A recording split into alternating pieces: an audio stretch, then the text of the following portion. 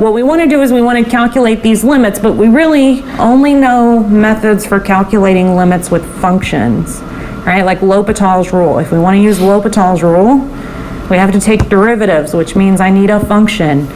This sequence is not a function because you're only plugging in whole integers. You're not plugging in anything else, okay?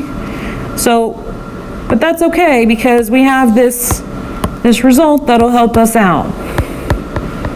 This theorem says if the limit as x goes to infinity of f of x is L and f of n equals a sub n when n is an integer,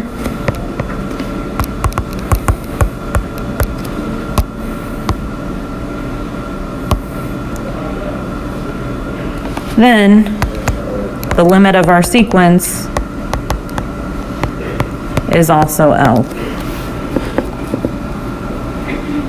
So all you have to do is turn your sequence into a function, replace n by x, calculate the limit, and if that limit exists, then so does the limit of your sequence. Okay?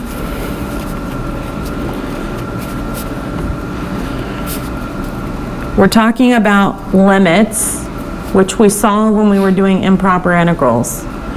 And remember the terminology we used for improper integrals, converge or diverge? We used that terminology because we were doing limits. Same thing here. So you're going to say that a sequence,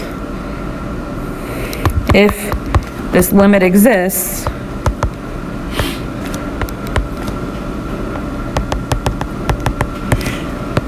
the sequence converges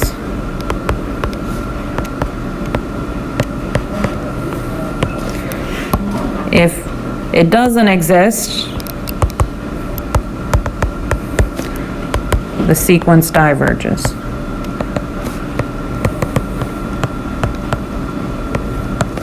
Okay?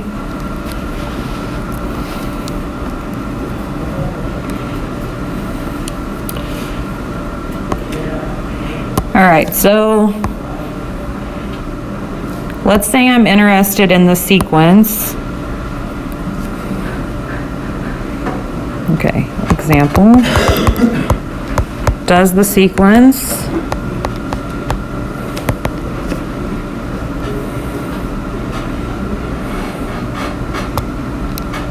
one over n to the r converge or diverge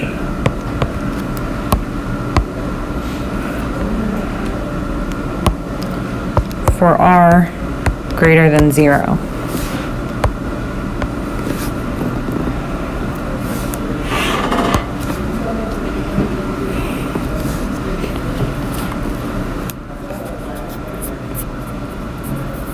So that earlier theorem told me what I need to do is I need to replace this n with an x, turn it into a function, and calculate the limit.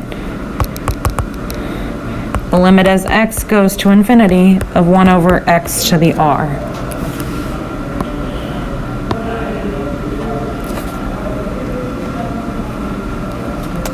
And r is just a placeholder for a number. What kind of number is it? Is it positive or negative? Positive, okay? And when I'm calculating limits, we like to have positive powers. So what's this limit going to be equal to? 0. The numerator is fixed and the denominator goes to infinity. So this limit is 0. So that theorem said this limit, when I'm taking it with a function, if it exists, we can also say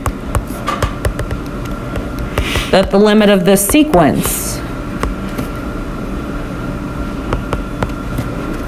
is 0. So what's my answer? Converges. Converges is my answer. Yes. How do you know that it's 0?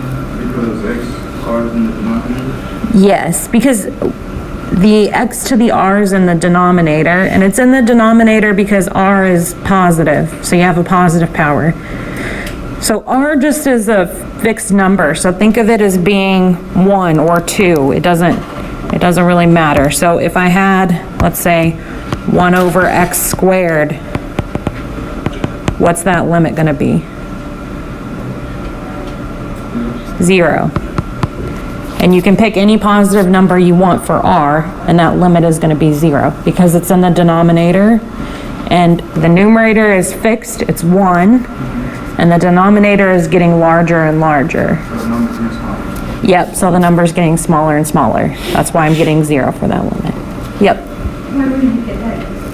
Why did we make it x? Because I said earlier, there was this theorem that said if we turn our sequence, what this part here is saying, is that if I turn my sequence into a function and calculate the limit of that function, then that'll tell me the limit of my sequence. Okay? So we're very familiar with calculating limits of functions, and so we can switch to a function, and we have more tools that we can use. So if I needed to use like L'Hopital's rule, I could use it with a function. I can't use it with the sequence.